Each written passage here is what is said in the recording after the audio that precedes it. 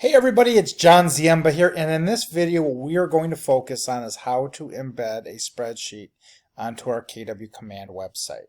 Okay, so right now I have a spreadsheet that I have, and I am in my KW.com Gmail account. So the first thing I'm going to do is I'm going to click Share, and I'm going to make sure that this is a public on the web document.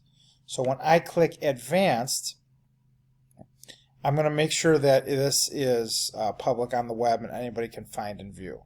And the reason why is if I was to add a picture to this, so I'm just going to insert one here, and I'm going to insert an image here, image in, we'll just say in cells. I come over here from my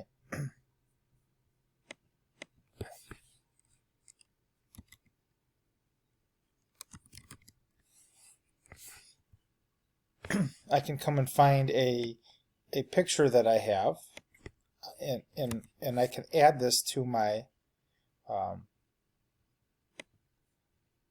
spreadsheet here.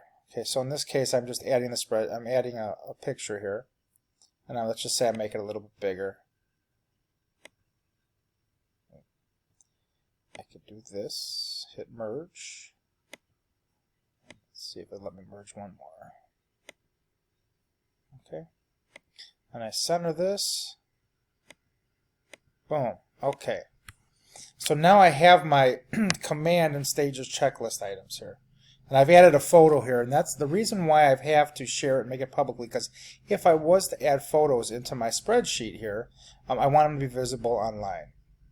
Okay, so then what I'm going to do is I'm going to come here, I'm going to hit File, and I'm going to actually click Publish to the Web. And when I click Publish to the Web, I can choose whether I want to do the entire document or I can choose the individual sheet. In this case, I only have one sheet, so it's fine. I can do either option. So I'm going to click Publish.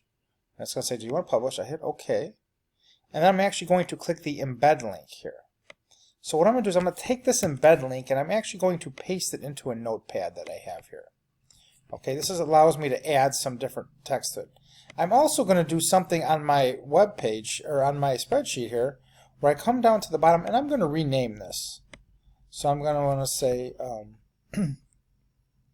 template, just so, because it's going to show this text on my page. So I just call this template, and then what I'm going to do is I'm going to come over to my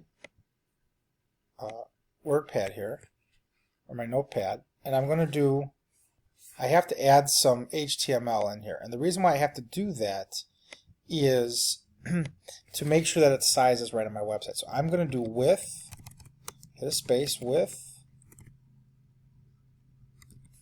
equals, and I'm going to put in parentheses 100%.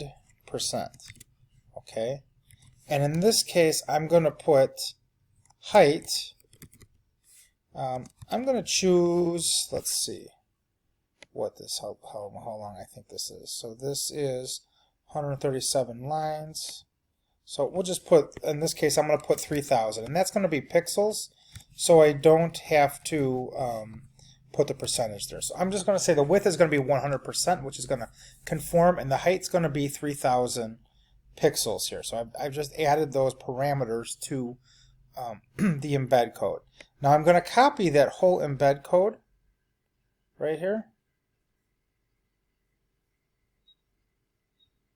Okay, so I'm copying that whole embed code. I'm just going to hit Control C.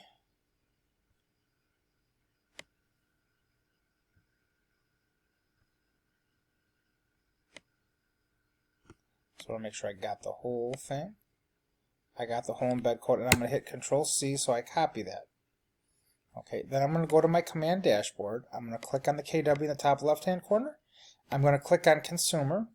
I'm going to come over and click on Create New Site, and I'm going to say On My Agent Site. Okay, I'm going to hit Create Page. Now I typically have to add at least one widget here, so maybe I'll add, in this case, I'm just going to add maybe a Download My App option. Okay, download my app, and then I can come and add my content blocks. I'm actually going to add text.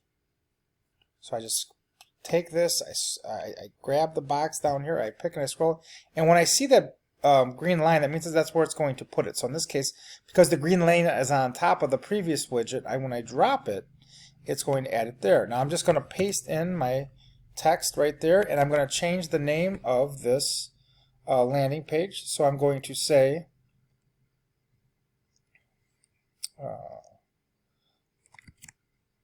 checklist, I'm going to say for agents. Checklist for agents. How about that? Checklists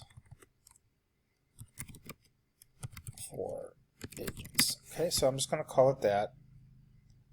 I'll get rid of the dashes in this case. Alright, so now I'm going to come over here and I'm just going to click Save Changes. Depending on the widget you pick, you may have to click Configure Widgets and then configure that widget. I'm just going to click Save Changes, then click Yes. Okay, and now you'll see that as a page here. Now in my site and app settings, what we'll notice is I have to come over to the Site Pages option, and I click Add Page, and now I will see the checklist for agents, and then I can say checklist for agents, and then I can do my URL slug checklists for agents, and I can say something on this page you will find KW command checklists. Once we've saved all those items, then we can simply scroll down and click Save Page Changes. Okay, so now it should have been saved. Now when we go to our website, we can simply find, if I come over and click on your agents, here's the checklist for agents, and now we will see that this is embedded directly into our agent site. Now one note is that when you're on a mobile device, a person is going to have to click on it in order to be able to see it. So just keep that in mind. You might want to put a note up there that says, if on a mobile device, please click inside the table and then scroll, so that they know how to do it. So now we've covered how to add a checklist, or in this case, how to add a Excel document into KW Command.